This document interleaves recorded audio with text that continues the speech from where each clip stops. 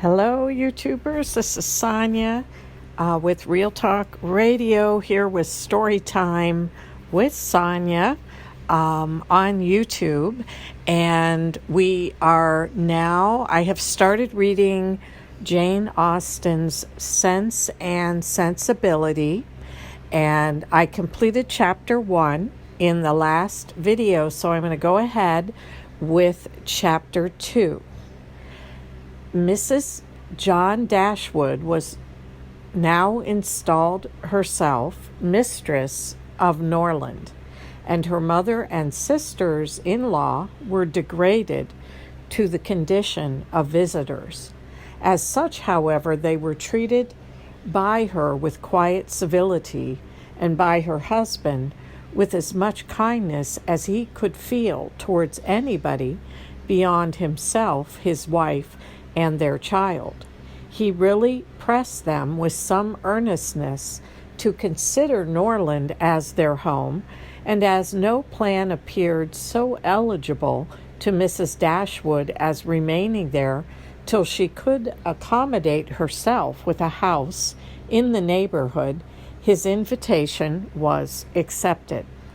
A continuance in a place where everything reminded her of former delight was exactly what suited her mind. In seasons of cheerfulness, no temper could be more cheerful than hers, or possess, in a greater degree, that sanguine expectation of happiness which is happiness itself.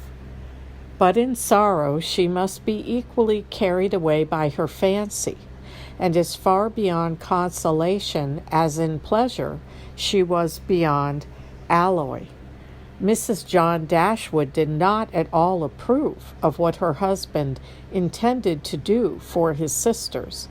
To take £3,000 from the fortune of their dear little boy would be impoverishing him to the most dreadful degree.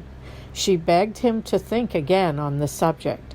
How could he answer it to himself to rob his child, and his only child too, of so large a sum? And what possible claim could the Miss Dashwoods, who were related to him only by half-blood, which she considered as no relationship at all, have on his generosity to so large an amount? It was very well known that no affection was ever supposed to exist between the children of any man by different marriages, and why was he to ruin himself and their poor little Harry by giving away all his money to his half-sisters? "It was my father's last request to me," replied her husband, "that I should assist his widow and daughters." He did not know what he was talking of, I dare say, 10 to 1, but he was light-headed at the time. Had he been in his right senses, he could not have thought of such a thing as begging you to give away half your fortune from your own child. He did not stipulate for any particular sum, my dear Fanny. He only requested me in general terms to assist them and make their situation more comfortable than it was in his power to do. Perhaps it would have been as well if he had left it wholly to myself. He could hardly suppose I should neglect them, but as he required the promise, I could not do less than give it. At least I thought so at the time. The promise, therefore, was given and must be performed. Something must be done for them whenever they leave Norland and settle in a new home. Well then, let something be done for them, but that something need not be £3,000. Consider, she added, that when the money is once parted with, it never can return. Your sisters will marry, and it will be gone forever, if indeed it could be restored to our poor little boy. Why, to be sure, said her husband very gravely, that would make great difference. The time may come when Harry will regret that so large a sum was parted with. If he should have a numerous family, for instance, it would be a very convenient. addition. To be sure it would. Perhaps then it would be better for all parties if the sum were diminished one half. £500 would be a prodigious increase to their fortunes. Oh, beyond anything great, what brother on earth would do half so much for his sisters, even if really his sisters? And as it is only half-blood, but you have such a generous spirit. I would not wish to do anything mean, he replied. One had rather, on such occasions, do too much than too little. No one, at least, can think I have not done enough for them, even themselves. They can hardly expect more. There is no knowing what they may expect, said the lady, but we are not to think of their expectations. The question is, what you can afford to do. Certainly, and I think I may afford to give them £500 apiece. As it is, without any addition of mine, they will each have about £3,000 on their mother's death, a very comfortable fortune for any young woman. To be sure it is, and indeed it strikes me that they can want no addition at all. They will have £10,000 divided amongst them. If they marry, they will be sure of doing well, and if they do not, they may all live very comfortably together on the interest of £10,000. That is very true, and therefore I do not know whether upon the whole it would not be more advisable to do something for their mother while she lives rather than for them. Something of the annuity kind, I mean. My sisters would feel the good effects of it as well as herself. 100 a year would make them all perfectly comfortable.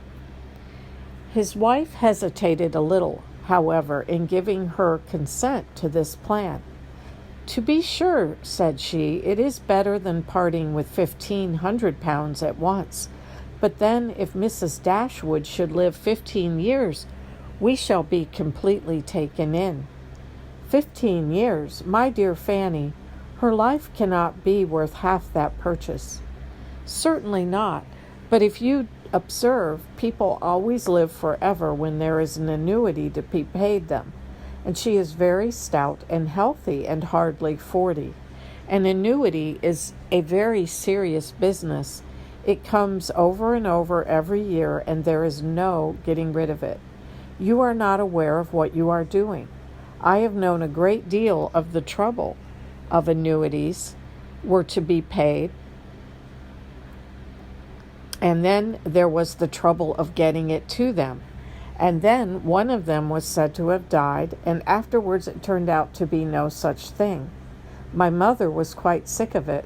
Her income was not her own, she said, with some perpetual claims on it, and it was the more unkind in my father, because otherwise the money would have been entirely at my mother's disposal, without any restriction whatever.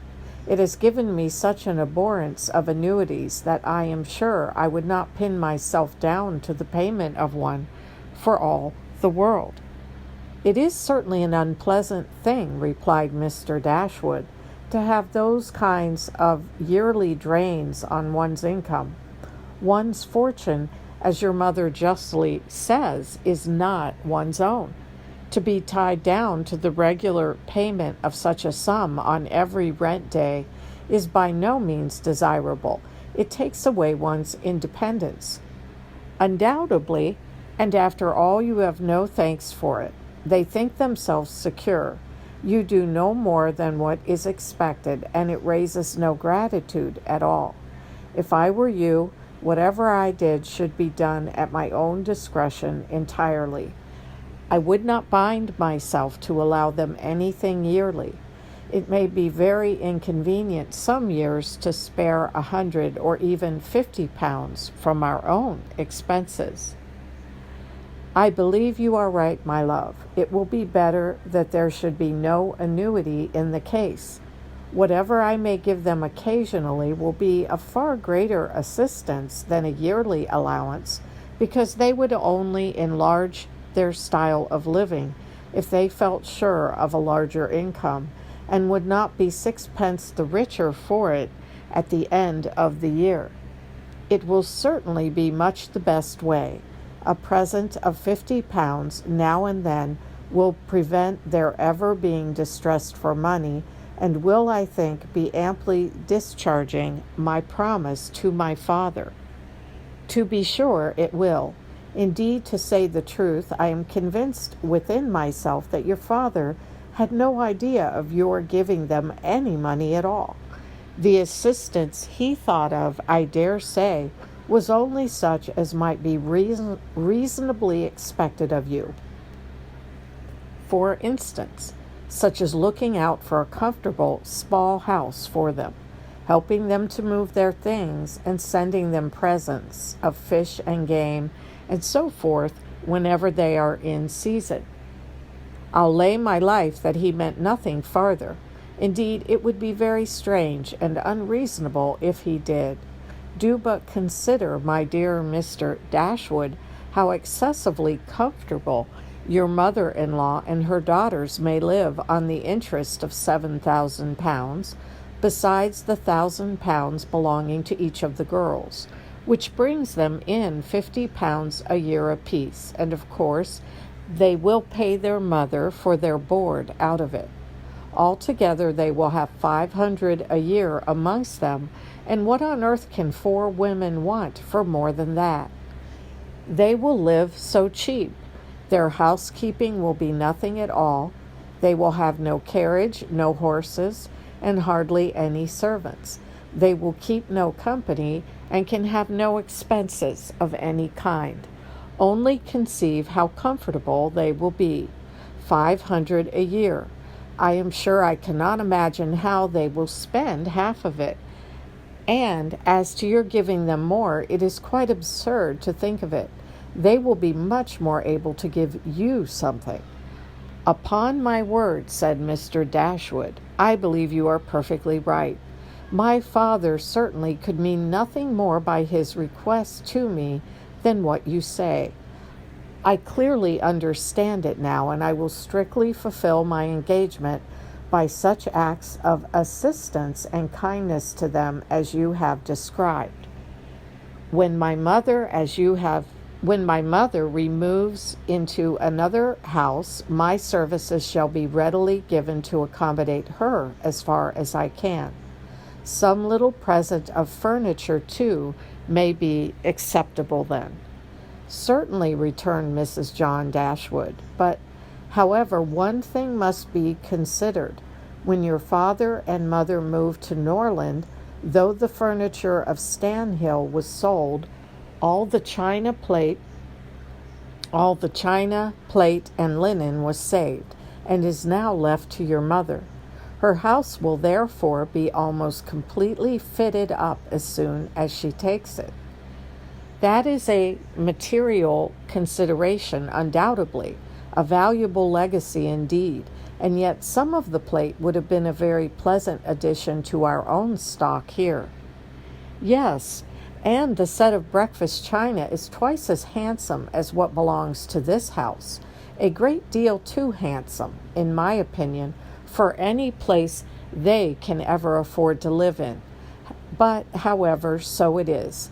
Your father thought only of them, and I must say this, that you owe no particular gratitude to him, nor attention to his wishes, for we very well know that if he could, he would have left almost everything in the world to them.